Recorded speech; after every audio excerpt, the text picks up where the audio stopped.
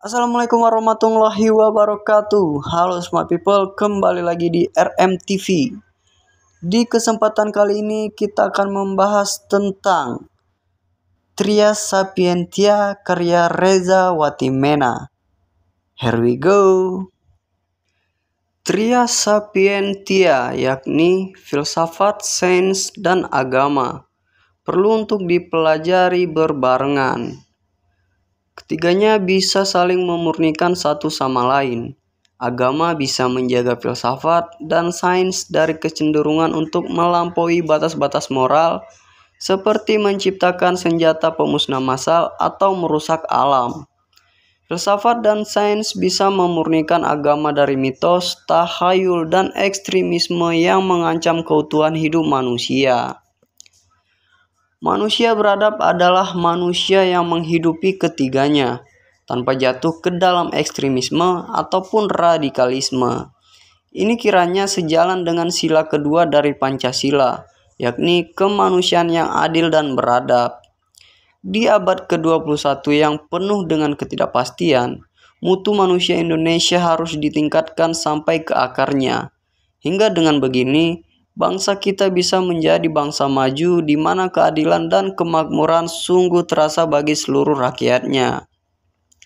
Dengan pola ini, bangsa kita bisa juga terlibat di dalam berbagai usaha untuk menyelesaikan masalah-masalah global. Kita tidak lagi menjadi penonton yang pasrah di dalam melihat keadaan.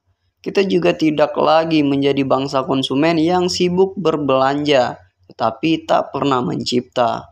Sudah cukup pencitraan hebat tanpa perkembangan nyata yang sungguh terukur. Sayangnya, keadaan kita di Indonesia sungguh parah sekarang ini. Agama diajarkan dengan cara yang begitu keras, sehingga menciptakan kebodohan dan kedangkalan bagi penganutnya.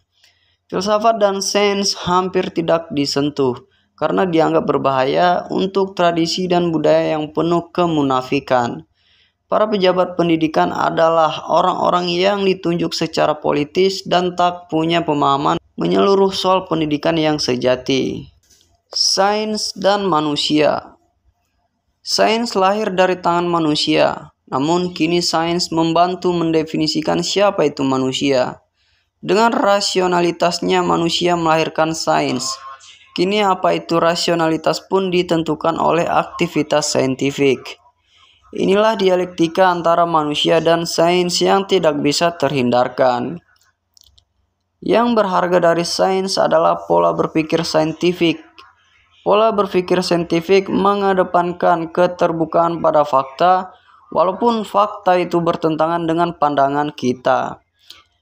Pola berpikir saintifik mengedepankan kesabaran dalam menguji anggapan dan tidak terjebak pada prasangka yang menjauhkan kita dari kebenaran. Pola berpikir saintifik mengajarkan kita untuk bersabar ketika tahu bahwa apa yang kita peroleh ternyata tidak sesuai dengan kenyataan. Ironisnya, di Indonesia para ilmuwan yang seharusnya menghidupi pola berpikir saintifik tidak mencerminkan keutamaan-keutamaan di atas. Sebaliknya, mereka menjadi pelacur bagi kepentingan ekonomi bisnis, politik ideologis, ataupun fundamentalis religius sesaat dan melupakan panggilan luhur untuk melayani umat manusia secara keseluruhan, apapun status ekonomi, politis, ataupun agamanya.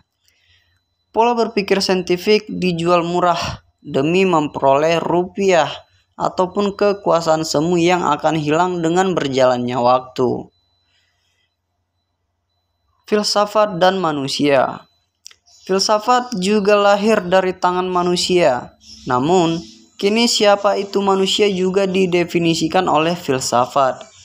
Inilah dialektika antara filsafat dan manusia. Filsafat lahir dari nalar manusia. Namun kini tindakan bernalar identik dengan kegiatan berfilsafat. Yang berharga dari filsafat adalah cara berpikirnya yang rasional, kritis, dan sistematis di dalam memandang segala sesuatu yang ada di dunia.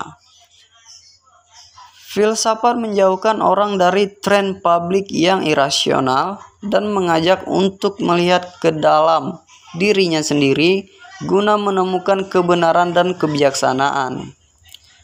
Filsafat memberikan kedalaman bagi hidup orang modern yang tampak kering tersiksa tuntutan zaman dan akal budi mekanis yang membosankan. Filsafat memberikan makna dan petualangan intelektual bagi mereka yang antusias memeluknya. Di Indonesia, filsafat masih banyak disalahpahami. Banyak orang berpendapat bahwa filsafat itu ilmu sulit.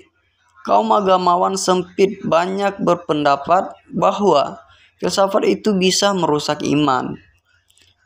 Akibatnya, filsafat dipenuhi dengan prasangka. Jarang ada orang yang mau mendalami filsafat dalam arti sebenarnya. Mereka yang berlatar belakang filsafat biasanya karena keterpaksaan dan bukan karena pilihan. Agama dan manusia. Agama lahir dari persentuhan manusia dengan Tuhan. Agama lahir dari kebenaran yang diwahyukan oleh Tuhan kepada manusia demi kebaikannya sendiri.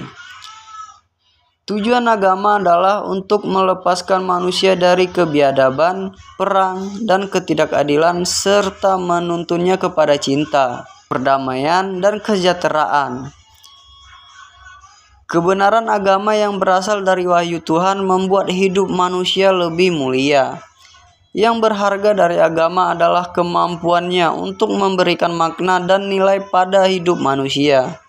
Agama menjelaskan dari mana kita berasal, apa yang mesti kita lakukan dalam hidup, dan kemana kita akan pergi setelah kita mati.